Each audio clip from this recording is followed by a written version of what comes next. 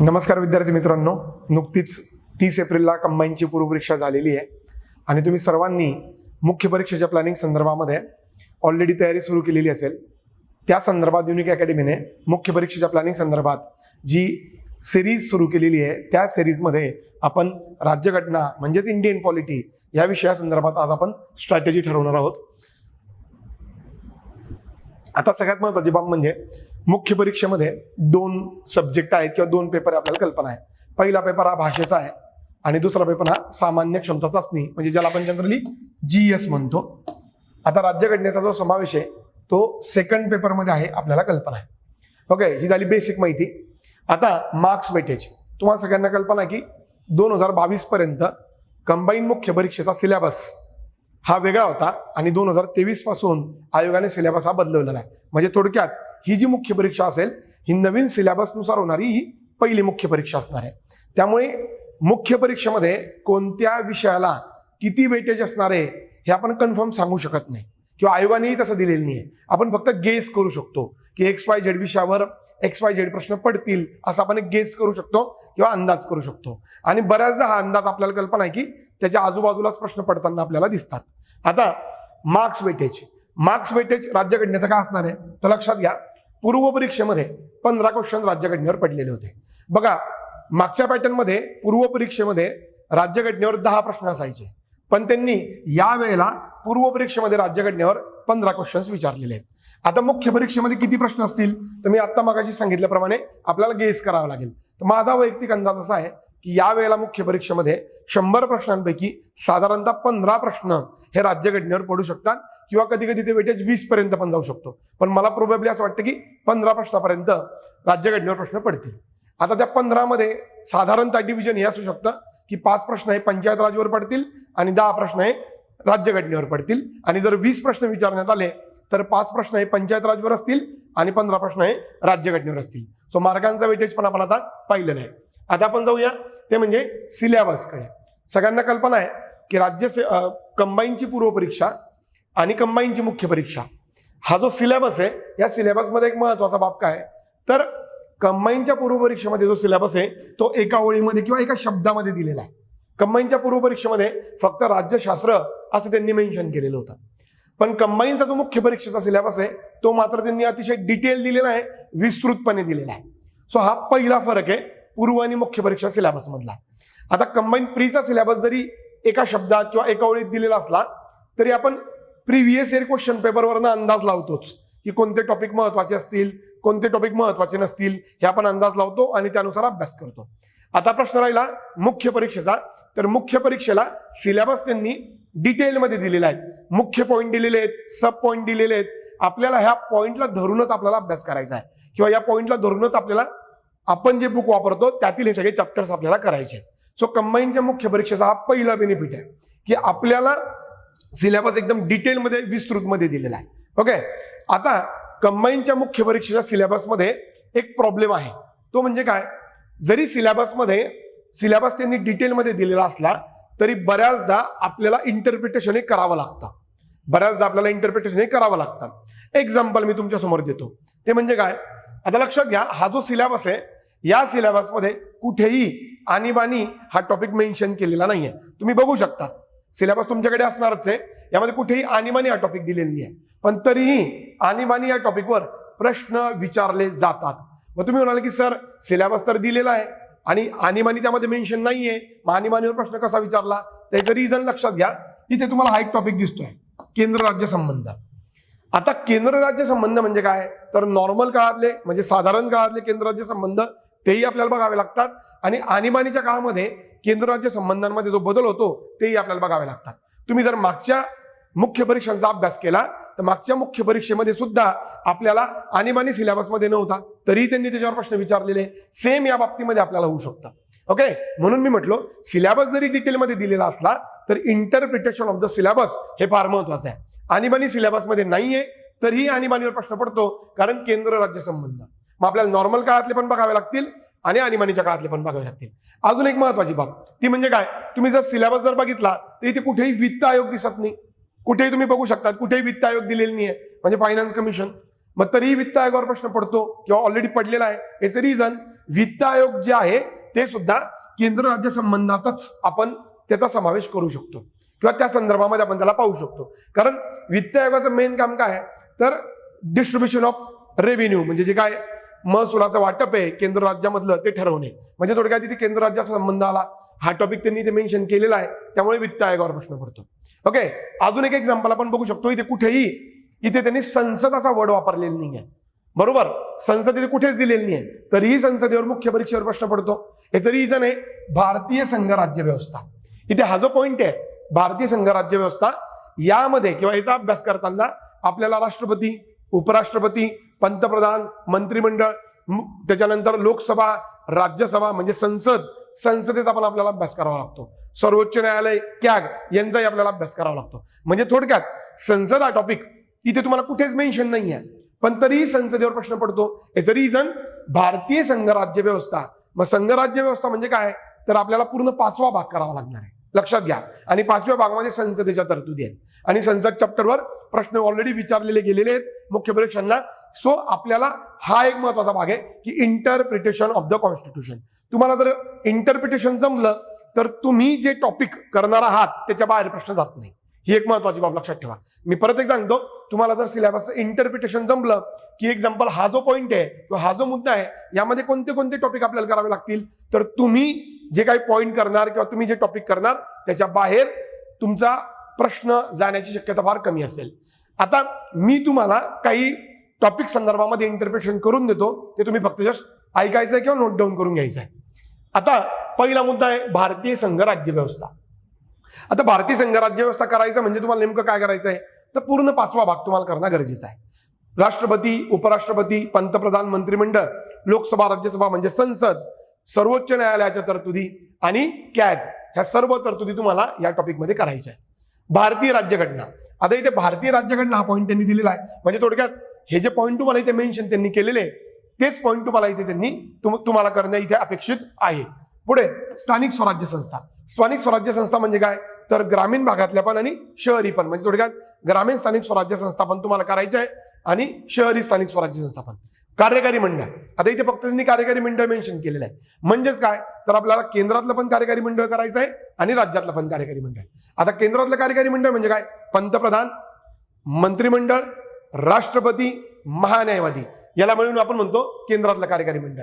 राज्यातलं कार्यकारी मंडळ म्हणजे काय राज्यपाल, मुख्यमंत्री, मंत्रिमंडळ, महाधिवक्ता याला मिळून आपण म्हणतो राज्यातलं कार्यकारी मंडळ.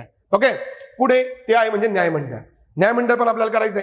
न्यायमंडळ म्हणजे काय सर्वोच्च न्यायालय आणि उच्च न्यायालय ह्या तरतुदी आपल्याला न्यायमंडळामध्ये कराव्या लागतील. या व्यतिरिक्त दुय्यम न्यायालयांच्या पण तरतुदी आपल्याला करणं गरजेचं आहे. कारण न्यायमंडळामध्ये सर्वोच्च न्यायालय, उच्च न्यायालय आणि दुय्यम न्यायालय ह्या सर्व तरतुदी आपल्याला कराव्या लागतील. विधिमंडळ. आता विधिमंडळ म्हणजे काय तर तुम्हाला विधानसभा, विधान परिषद आणि राज्यपाल यांच्या सर्व तरतुदी आपल्याला कराव्या लागतील. त्यांचे अधिकार, त्यांचे कर्तव्य ह्या सगळ्या बाबी आपल्याला पाहिजे आहेत. थोडक्यात तुम्ही सिलेबस ज्यावेळेला करणार आहात त्यावेळेला तुम्हाला इंटरप्रिटेशन करणं जमलं पाहिजे. हे सगळ्याचे पॉईंट दिले आहेत त्या पॉईंटचा. आता इथे दिलेलं आहे त्यांनी घटना कशी तयार झाली. आता घटना कशी तयार झाली हा मुद्दा जेव्हा तुम्ही करणार तर त्यावेळेला घटना निर्माण होण्याच्या अगोदर जे कायदे आहेत वेगवेगळे 1773चा रेग्युलेटिंग ऍक्ट असेल, 1784 पिट्स इंडिया ऍक्ट असेल, त्यानंतर 1813 चार्टर ऍक्ट, 1833 चार्टर ऍक्ट, 1853चा चार्टर ऍक्ट आहे, 1861चा कौन्सिल आहे, 1892चा पण कौन्सिल आहे, 1909चा मोर्ले मिंटो आहे, 1919चा मॉन्टेग्यू चेम्सफोर्ड आहे, 1935चा गव्हर्नमेंट ऑफ इंडिया ऍक्ट आहे आणि 1947चा इंडियन इंडिपेंडन्स ऍक्ट आहे. हे सगळे कायदे तुम्हाला करावे लागतील आणि त्यासोबत तुम्हाला घटना निर्मितीची जी सगळी प्रक्रिया होती संविधान सभेची ती सुद्धा तुम्हाला पाहावी लागणार आहे. सो त्या बाबी तुम्हाला इथे पाहिजे. पुढे घटनेच्या प्रस्तावनेमागची भूमिका व तत्व म्हणजेच काय सरनामा. सरनामा तुम्हाला डिटेलमध्ये इथे करणं अपेक्षित आहे. पुढे घटनेतील महत्वाची कलम आणि वैशिष्ट्य. तुम्हाला कल्पना आहे तुम्ही जे बुक वापरतात त्यामध्ये वैशिष्ट्यांचा एक पूर्णपणे चॅप्टर सेपरेटली दिलेला आहे. सो तुम्हाला संविधानाची वैशिष्ट्य करणं अपेक्षित आहे. महत्वाची कलमे. आता महत्वाची कलमे तुम्ही वेगळे करण्याची गरज नसते. तुम्ही ज्यावेळेला राज्यघटनेचा अभ्यास करतात तर त्यावेळेला प्रत्येक चॅप्टरमध्ये तुम्हाला महत्वाच्या कलमांचा आपण पाठ करतो किंवा त्याचा संदर्भ येतच जातो, आपल्याला कल्पना आहे. सो हा पॉईंट तुमचा त्या चॅप्टरमध्ये कव्हर होणारच आहे कलमांचा. पुढे तो म्हणजे केंद्र राज्य संबंध. आता मी मागाशी सांगितल्याप्रमाणे केंद्र राज्य संबंध तुम्हाला नॉर्मल काळातले म्हणजे सर्वसाधारण काळातले पण बघायचे आहेत आणि आणीबाणीच्या काळातले पण केंद्र राज्य संबंध बघायचे आहेत. कायदेविषयक बाबतीतले, कार्यकारी म्हणजे प्रशासकीय बाबतीतले, आर्थिक बाबतीतले हे सर्व केंद्र राज्य संबंध तुम्हाला इथे पाहावे लागतील. पुढे निधर्मी राज्य म्हणजे सेक्युलरिझमचं जे तत्व आहे ते सुद्धा तुम्हाला अभ्यासावं लागणार आहे. मग सेक्युलरिझमच्या तत्वासंदर्भातल्या सरनाम्यातल्या प्रोव्हिजन्स असतील किंवा डीपीएसपीतल्या प्रोव्हिजन्स असतील किंवा मग मूलभूत हक्कांच्या संदर्भात ज्या काही प्रोव्हिजन्स असतील सेक्युलर स्टेट संदर्भातल्या त्या तुम्हाला इथे पाहाव्या लागतील. मूलभूत हक्क सेपरेटली त्यांनी दिलेलंच आहे, म्हणजे पूर्ण मूलभूत हक्क म्हणजे भाग 3 तुम्हाला पाहावा लागणार आहे. पुढे मूलभूत कर्तव्य म्हणजे भाग 4 पूर्णपणे आपल्याला करायला लागणार आहे. पुढे डीपीएसपी म्हणजे राज्य धोरणाची मार्गदर्शक तत्व. सो हाही पॉईंट तुम्हाला म्हणजे भाग 4 जो आहे तो पूर्णपणे कलम 36 पासून कलम 51 पर्यंत तुम्हाला पूर्णपणे अभ्यासावं लागेल. आता शिक्षण एक सेपरेटली त्यांनी मेन्शन केलेलं आहे. म्हणजेच काय, भारताच्या संविधानामध्ये शिक्षणासंदर्भातल्या ज्या तरतुदी आहेत त्या ज्या ज्या भागात किंवा ज्या ज्या कलमांमध्ये दिलेल्या आहेत त्या सगळ्या तुम्हाला पाहाव्या लागतील. एक्झाम्पल, शिक्षणासंदर्भात तरतूद तुम्हाला मूलभूत हक्कांमध्ये दिसते कलम 21 मध्ये, डीपीएसपी मध्ये शिक्षणासंदर्भात तरतूद आहे, बरोबर. संविधानामध्ये ज्या ज्या ठिकाणी शिक्षणासंदर्भामध्ये तरतुदी केलेल्या आहेत त्या तुम्हाला व्यवस्थित पाहाव्या लागतील. पुढे युनिफॉर्म सिव्हिल कोड म्हणजे समान नागरी कायदा. आता समान नागरी कायदा संदर्भात तरतूद संविधानातील कलम 44 मध्ये म्हणजेच डीपीएसपी मध्ये. सो समान नागरी कायदा त्या संदर्भामध्ये सध्या चालू घडामोडी संदर्भात ज्या काही बाबी घडतायत, मागे आता अलाहाबाद हायकोर्टाचा निर्णय आलेला होता, मग तो निर्णय काय होता, बरोबर. सो ह्या सगळ्या बाबी करंटच्या संदर्भातल्या बाबी तुम्हाला या मुद्द्या संदर्भात पाहाव्या लागतील. स्वतंत्र न्यायपालिका आपण ऑलरेडी इथे पाहिलं होतं, न्यायमंडळ आपल्याला करायचंच आहे. सर्वोच्च न्यायालय, उच्च न्यायालय आणि दुय्यम न्यायालय. स्वतंत्र न्यायपालिका हे न्यायपालिकेचं वैशिष्ट्य आहे, ओके, तेही तुम्हाला करावं लागेल. पुढे राज्यपाल, मुख्यमंत्री, मंत्रिमंडळ, त्यांचे कर्तव्य, अधिकार, कार्य हे सगळं तुम्हाला करावं लागेल. पुढे राज्य विधिमंडळ. राज्य विधिमंडळामध्ये विधानसभा येते, विधान परिषद येतात, त्यांचे अधिकार, त्यांचे सदस्य, त्या सदस्यांचे अधिकार, कार्य, कर्तव्य ह्या सगळ्या तरतुदी आपल्याला पाहाव्या लागतील. विधी समित्या म्हणजे विधिमंडळामध्ये कामकाज चालवण्यासाठी ज्या वेगवेगळ्या समित्या असतात त्यांना आपण विधी समित्या म्हणतो, तर ह्या सुद्धा तुम्हाला पाहाव्या लागतील.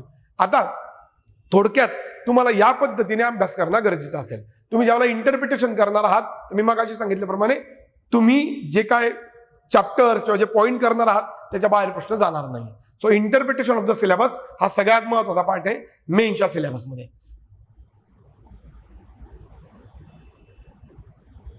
आता अजून एक बाब म्हणजे स्थानिक स्वराज्य संस्था. आता राज्यघटनेसंदर्भात तर मी डिटेलमध्ये बोललेलोच आहे की राज्यघटनेच्या संदर्भात तुम्हाला कोणत्या कोणत्या पॉईंटवर लक्ष देणं गरजेचं आहे. आता स्थानिक स्वराज्य संस्था, स्थानिक स्वराज्य संस्था याला आपण सेपरेट केलेलं आहे, असं आपण इथे सेपरेट ठरवू शकतो किंवा सेपरेट त्याचा अभ्यास करू शकतो. याचं रिझन असं आहे, मुख्य परीक्षेमध्ये स्थानिक स्वराज्य संस्थांवर वेटेज वाढतं. पूर्व परीक्षेमध्ये स्थानिक स्वराज्य संस्थांवर 2 किंवा 3च प्रश्न असतात आणि यावेळेला मला वाटतं कंबाईनच्या पूर्व परीक्षेला एकच प्रश्न पडलेला होता. ओके, जनरली 2-3 प्रश्न असतात, पण मुख्य परीक्षेमध्ये मात्र स्थानिक स्वराज्य संस्थांवर प्रश्नांचा वेटेज वाढणार आहे. मी मग अशी सांगितल्याप्रमाणे 15 प्रश्न असतील तर 5 प्रश्न हे स्थानिक स्वराज्य संस्थांवर येऊ शकतात आणि 10 प्रश्न हे राज्यघटनेवर येऊ शकतात. जर 20 प्रश्न पडले तर 5 स्थानिक स्वराज्य संस्थांवर येतील आणि 15 हे राज्यघटनेवर पडतील. आता पूर्व परीक्षा आणि मुख्य परीक्षा ह्या दोघांमध्ये स्थानिक स्वराज्य संस्थे बाबतीमध्ये काय फरक आहे? ज्यावेळेला तुम्ही पूर्व परीक्षेचा विचार करतात त्यावेळेला तुम्हाला फक्त ग्रामीण स्थानिक स्वराज्य संस्थांचा अभ्यास करायचा असतो, पण ज्यावेळेला तुम्ही मुख्य परीक्षेचा विचार करतायत त्यावेळेला तुम्हाला ग्रामीण स्थानिक स्वराज्य संस्था पूर्ण करायच्या आहे प्लस शहरी स्थानिक स्वराज्य संस्था पण पूर्ण करायच्या आहे. सो दोन्ही स्थानिक स्वराज्य संस्था तुम्हाला विचार करणं गरजेचं आहे. आणि आपण स्थानिक स्वराज्य संस्थांचा अभ्यास करण्यासाठी वेगळं बुक वापरणं गरजेचं असतं. जनरली पूर्व परीक्षेचा अभ्यास करताना आपण बऱ्याचदा स्थानिक स्वराज्य संस्थेसाठी सेपरेट बुक वाचत नाही किंवा तेवढा वेळ पण नसतो, पण मुख्य परीक्षेला तुम्हाला एक स्वतंत्र पुस्तक, स्वतंत्र बुकच तुम्हाला स्थानिक स्वराज्य संस्थांना वापरावं लागेल, हे लक्षात ठेवा. आता पुढचा मुद्दा आहे तो म्हणजे राज्यघटनेवर चालू घडामोडींचा होणारा परिणाम. ही बाब पण तुम्हाला महत्वाची आहे, कारण राज्यघटना हा चालू घडामोडींशी संबंधित विषय आहे. तुमच्या आजूबाजूला ज्या काही चालू घडामोडी होत आहेत त्याचा राज्यघटनेवर परिणाम होत असतो आणि त्यामुळे त्या संदर्भाने परीक्षेमध्ये प्रश्न विचारले जातात. म्हणून तुम्ही करंटचा अभ्यास करत असताना करंटमध्ये राज्यघटनेशी संबंधित ज्या काय महत्वाच्या घटना घडत आहेत त्या तुम्ही त्याचा ट्रॅक रेकॉर्ड ठेवणं गरजेचं आहे. त्याबाबत तुम्ही व्यवस्थित पाठांतर करणं गरजेचे आहे. सो त्यामुळे अभ्यास करत असताना तुम्ही सिलेबसला लिंक करता जमल्या पाहिजेत चालू घडामोडी. सो हाही एक बाब महत्वाचा आहे. पुढे बुक लिस्ट. आता बुक लिस्ट तुम्ही काय करणे गरजेची आहे मुख्य परीक्षे संदर्भात, तर मी तुम्हाला सांगेल, मी आता मगाशीच केल्याप्रमाणे आपण राज्यघटना आणि स्थानिक स्वराज्य संस्था. ओके, ह्या दोन्ही बाबी वेगळ्या केल्या. ऍक्च्युली ह्या बाबी काही वेगळ्या नाही आहेत, कारण स्थानिक स्वराज्य संस्था यांचा समावेश राज्यघटनेमध्ये आहेच, पण आपण आपल्या अभ्यासासाठी करतोय किंवा आपल्या सोयीसाठी करतोय. आता राज्यघटनेसाठी तुम्ही एकच बुक वापरलं पाहिजे आणि स्थानिक स्वराज्यांसाठी एक बुक, म्हणजे थोडक्यात तुम्हाला फक्त दोनच बुक वापरायचे. ओके, राज्यघटनेसाठी एक बुक आणि स्थानिक स्वराज्य संस्थेसाठी एक बुक. आता पुस्तक कोणतं वापरावं तर लक्षात घ्या, सध्या बाजारामध्ये किंवा मार्केटमध्ये जे चांगले पुस्तक अवेलेबल आहे त्यापैकी कुठलं तरी एक पुस्तक राज्यघटनेला आणि कोणतं तरी एक पुस्तक स्थानिक स्वराज्य संस्थांना तुम्हाला वापरणं गरजेचं आहे. या संदर्भामध्ये युनिक अकॅडमीचं तुकाराम जाधव सरांचं जे राज्यघटनेचं बुक आहे ते तुम्हाला नक्कीच मार्गदर्शक होऊ शकतं राज्यघटनेसाठी, ही बाब लक्षात ठेवा. आता पुढे म्हणजे थोडक्यात बुक जे आहे ते एकच वापरायचं आहे. बऱ्याचदा आपण काय करतो, 2-2, 3-3 बुक वापरतो. म्हणजे एक्झाम्पल राज्यघटनेला 2-2, 3-3 सोर्सेस वापरतो, तर कदाचित त्यामुळे आपला वेळ त्यामध्ये वाया जाऊ शकतो, किंवा असं आपण म्हणू शकतो की मेन्सला तेवढा वेळ नसतो की तुम्ही एका पुस्तकात एका विषयासाठी 2-2, 3-3 बुक्स वापरणार. ओके, त्यामुळे एकाच बुकवर तुम्ही ठाम राहायचं आहे. राज्यघटनेसाठी एक बुक आणि स्थानिक स्वराज्यांसाठी एकच बुक वापरायचं आहे. पुढे प्रश्नांचं स्वरूप. आता पूर्वपरीक्षा आणि मुख्य परीक्षा यांच्या संदर्भामध्ये जे प्रश्नांचं स्वरूप आहे ते काय आहे, लक्षात घ्या की तुम्ही आता ग्रुप बी आणि सी ची जी कंबाईनची पूर्वपरीक्षा आहे ती ऑलरेडी दिलेली आहे. तुम्ही पाहिलं असेल की कंबाईनच्या पूर्वपरीक्षेमध्ये बरेच प्रश्न हे वन लाईनर असतात, बरेच प्रश्न. मुख्य परीक्षेमध्ये मात्र सगळेच प्रश्न स्टेटमेंट टाईप असतील असं नाहीये, परंतु स्टेटमेंट टाईप प्रश्नांचं प्रमाण जे आहे ते वाढलेलं असेल. डेफिनेटली मुख्य परीक्षेमध्ये स्टेटमेंट टाईप प्रश्नांचं प्रमाण वाढलेलं असतं आणि वन लाईनर प्रश्नांचं प्रमाण कमी झालेलं असतं. त्यामुळे तुम्हाला खोलात जाऊन अभ्यास करावा लागतो, लक्षात घ्या. आता मुख्य परीक्षेमध्ये सगळेच प्रश्न काय कठीण पडतील असंही नसतं. आयोग बरोबर काही प्रश्न आहे सोप्या दर्जाचे, काही प्रश्न आहे मध्यम दर्जाचे आणि काही प्रश्न आहे अवघड दर्जाचे, अशा पद्धतीने बरोबर मॅनेज करत असतात. आणि हा रूल जो आहे हा आयोगाने सर्व विषयांना लागू केलेला असतो. बरोबर, हे जसं राज्यघटनेच्या बाबतीत घडत आहे तसंच ते इकॉनॉमिक्सच्या बाबतीत पण घडणार आहे, तसंच ते जिओग्राफीच्या बाबतीत पण घडणार आहे. सगळेच प्रश्न अवघड कधी येत नसतात, काही प्रश्न सोपे असतील, काही मध्यम असतील, काही अवघड असतील.